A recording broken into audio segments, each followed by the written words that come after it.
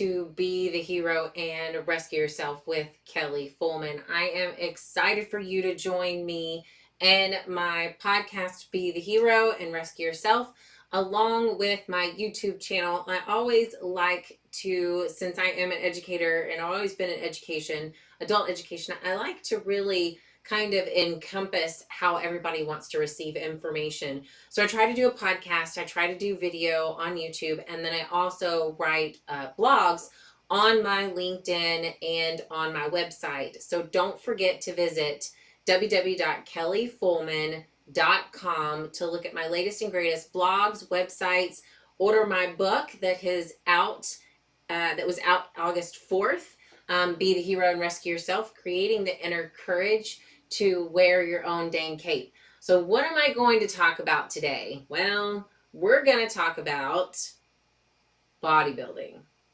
But you're like, wait a minute, Kelly. You've got a lot of stuff about business. You've got a lot of stuff about sex trafficking. A lot of stuff about sexual harassment in the workplace. You know, where you've got a lot of stuff that you talk about, and you are a bodybuilder. But why bodybuilding? Why do you want to talk about bodybuilding? Well, there's a lot of correlation between bodybuilding and in the workplace or in the corporate world and in the business world. And you're probably going, how so? You know, I don't understand what the correlation is. Well, stick around long enough and I'll tell you what the correlation is between bodybuilding and the corporate world. So many of you on, my podcast and on my YouTube channel probably already know that I am a bodybuilder. Many of you may be reading my blogs and coming over here didn't know that I was a bodybuilding competitor. I started competing in bodybuilding competitions back in 2011. Did a good 3-year stint, got this close to my pro card, and then had to kind of step away for a little bit, as you have read in my book, to really refocus on my family and kind of figure out how to fit bodybuilding into my life and not make it such an addiction where it is just too much and I forget about everything else.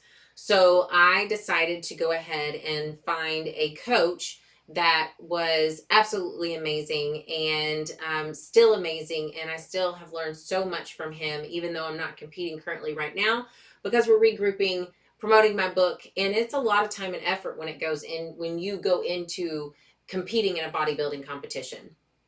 So many of you probably see my pictures. A lot of you are like, okay, let me look up Kelly Fullman, and you see, plastered all over the place sometimes are my stage pictures in my bikini. And many of you probably might say, dang, that takes dedication. Or many of you might say, that's an itty bitty teeny tiny swimsuit. So no matter your first thought about what bodybuilding is or what it's not, it has taught many of us who do compete lessons that we've been able to transfer into our personal and professional life. So what are some of those lessons? Well, here they are. So the first lesson I will tell you is motivation is BS. And I think I did just a little short video on my TikTok page, Be the Hero 01, where I say motivation is bullshit. It really is BS. We're all motivated to do something for a day or a month or a week, or maybe even get lucky, you get motivated for 6 months to do a new business, in a new job, a new fitness plan, or whatever you decide that you want to, get better in your life. One thing that bodybuilding has taught me is motivation is BS. It really is. It is discipline. It is grit. It is consistency, are the many things that any great bodybuilder will ever tell you that got them to where they are today. And many times it looks like that they're overnight success. And in the bodybuilding world, sometimes you'll hear somebody say, well, that's great genes.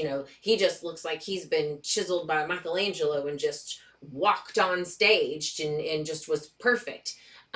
Really, it's not. It takes a lot of discipline. It takes a lot of time to really kind of sit down with yourself and make yourself rest at night when all of your other friends are out partying and out drinking and out in the club. It's Sundays that are filled with shopping and cooking and what we call meal prepping. And a lot of you do know that that helps you stay on a healthy track, is to meal prep and not eat a lot of junk.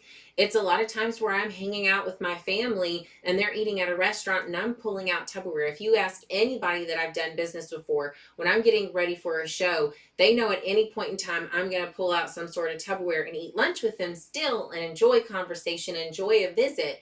But I'm going to be eating some of my own cooked food, because you have to be really focused and understand and know and measure everything that you put in your body to fuel it to be able to go to the gym.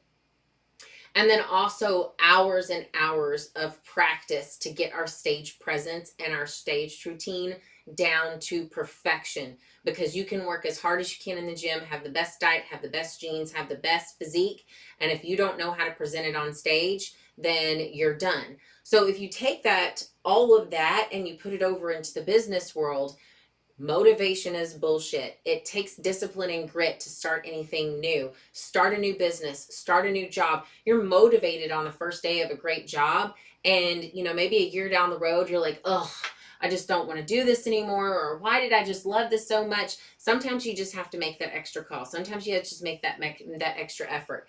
And then also preparation and practice. You have to prepare and you have to practice daily on your craft, whether it's bodybuilding, whether it's business, whether it's public speaking, whether it is anything. You've got to practice your craft, and you've got to be dedicated enough to do what everybody else is not willing to do. So while everybody else out there is partying, look, Saturday night, there was my phone. Saturday night, here I am.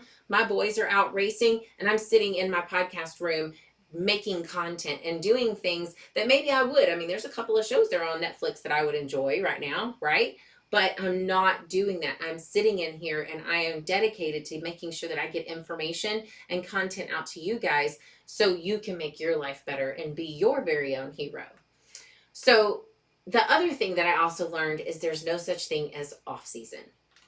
So when I tell people all the time, when I first competed in 2011, I was just a baby. I was new. I didn't quite understand or know.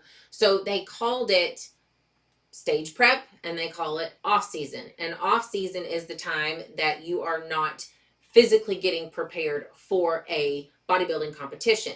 And off season can kind of psychologically put you in the mode of taking time off from the gym, not fueling your body with healthy foods, gaining too much weight over your stage weight, like 15 pounds is fine, 10 pounds is fine, but you get into the 25, 35, and some people 40 pounds over what their stage weight is. That becomes unhealthy because they have just put so much weight on.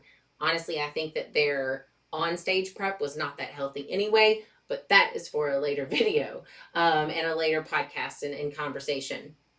So when you start calling it off season, you start kind of getting relaxed and kind of laid back and not really trying to improve from last one, or not trying to see what the judges said that you needed to improve on and not working on improving that. You're just out partying like a rock star and eating a bunch of cake and pizza. That's not how that off season works. So then many bodybuilders, as it has developed and morphed, we start calling the off season improvement season. This is the time that we can improve on what the judges had given us feedback for, to improve before the next time that we get on stage and we go out and to compete next to other folks in the same category as us. So in the business world, this is what we need to look at too. We don't need to sit up at the number one spot and just lean back and say, "Hey, I'm number one. I can just lay back and, collect all the millions and, we're good." So you can't. You've always got to improve yourself. You've always got to perfect your craft. And just sitting idly by, even if you're number one, only allows that younger, more ambitious competitor or company to kind of sneak in and snatch that number one spot from you in a heartbeat. Example, you guys all know, some of you if you're younger, but most of you if you're older, Sears. Sears was one of the first organizations, retail stores, to bring in-home shopping with their catalog. In-home shopping with their catalog. Why weren't they the first to think about online shopping? Why was it Amazon, a little order as you go bookstore, essentially, is what Amazon started out with. And now they are the giant of online shopping. Why didn't Walmart think of that in the first place? But Sears, and now all of them are almost shut down. They sat up there on their number one spot and did not look into the future and did not try to figure out how they can improve. They took too many off seasons and they didn't take enough improvement seasons. So don't sit back in the number one spot and think it can't be yanked out from under you, because we can name how many companies that are no longer with us that have disappeared because they decided not to think past what they were doing successfully now. Here's the other thing that I learned. Not everyone's going to like you. So when you are standing up on stage and presenting all of your hard work in front of 7 to 8 judges, and they're human judges, the bodybuilding world is very subjective. And so is the world out there too. I mean, it just think about it. Either somebody likes your product or they don't. Either you've marketed to them well and you've done your research and you've worked hard and you put a commercial out there and it flops, or it takes off. It just all depends. So bodybuilding is very subjective sport. And so something that I've learned is you and we have out there in the world on social media, even on here on podcasts and on YouTube channel, you have people that are going to pick you apart. And when I'm standing on stage, those judges, especially when you get into the top 5 and they're trying to pick from first, second, third, fourth, and fifth place, they look at your suit color, your suit and how it's cut, your hair, the color of your hair, your makeup, your jewelry, your tan. Is it too orange? Does it look tan? Did you not tan enough? And also, of course, your physique, your legs, your arms. Are you too big up at the top and not muscular down at the bottom? So they're looking at, how you compare to the other girls, and it's just everything. It's the whole package and what you bring to the stage that very day. So we can't base our success on how we feel about or how we view other people's opinions about our accomplishments. And we do it all the time. If you feel that you have, and for me in the bodybuilding world, if I can honestly look at my stage photos from my last competition and compare them to my newest competition and say that I have improved, I've gotten better, and these are the areas that I was told I needed to improve on, and I did, then I've already won no matter where I've placed in the competition. Now, I will tell you, I always place in the top 5. There was one show that I placed at 10th, and I wasn't happy, and I busted my butt and came back to a larger show and ended up 5th.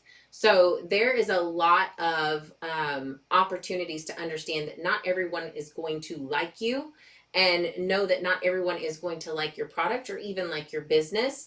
And so you've got to get some tough skin, and you can't base off your success and how you're doing off of a small, tiny group of people. If you feel like what you're doing is truly going to help people and truly make the world a better place with your product, with your content, with whatever you're going to do, then you need to move forward no matter how many naysayers or how many people tell you that you shouldn't do it or you can't do it. Because I will tell you, in my life, there's been a lot of people that told me that I can't do it. And here I am. I'm sitting with 2 degrees. I've been able to work for some of the most amazing companies in the world. I have developed and created my own podcast, creating content that people are enjoying and loving. And then I've also written my own book, Be the Hero and Rescue Yourself. I've got a freaking published book.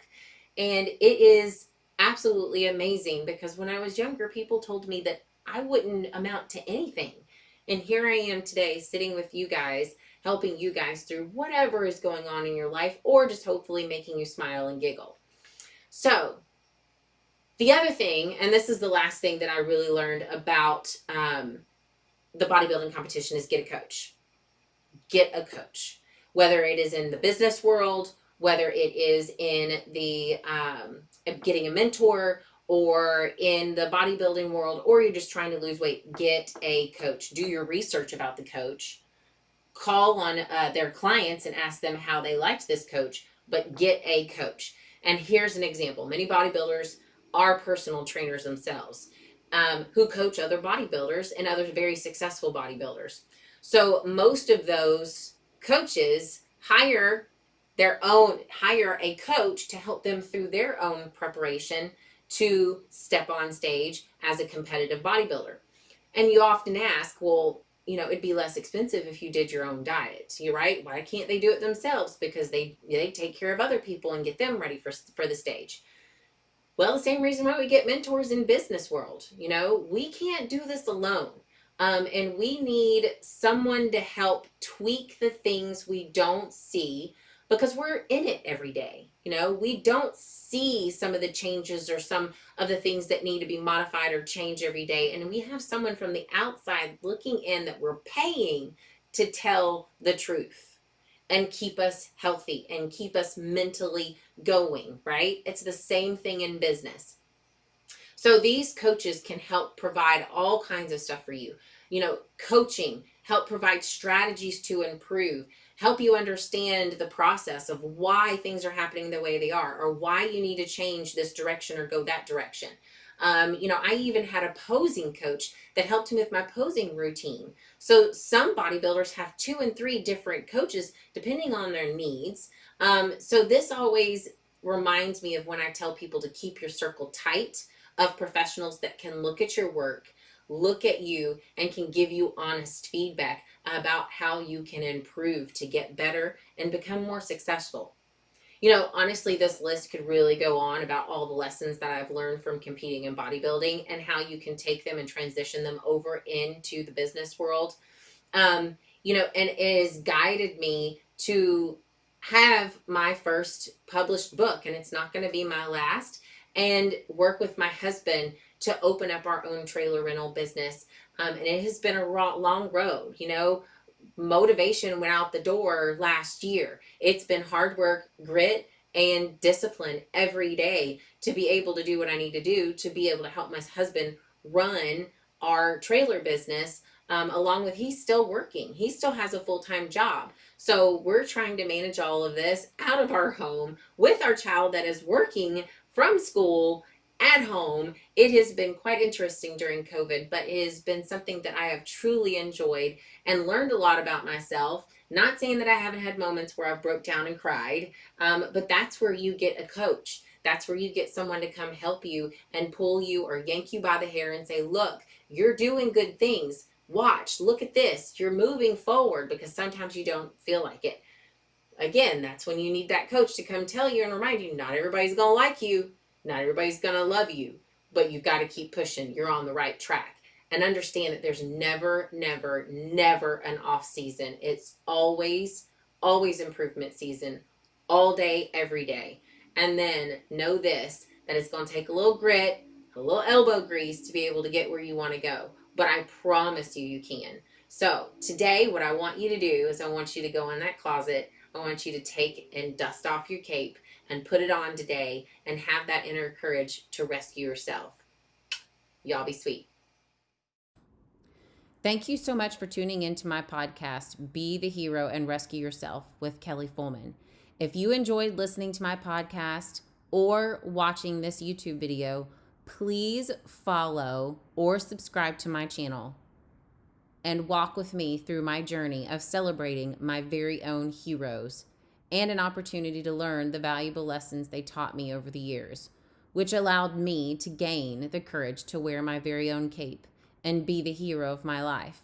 You can also follow me on Instagram at kfullman, that's KFUHLMAN, at Facebook, /KFullman1, or on LinkedIn, Kelly Fullman, MBA. Also, please leave your comments below because I see feedback as a gift, and it will guide me on how to help you gain the courage you need to rescue yourself. Be sweet, y'all. Thanks.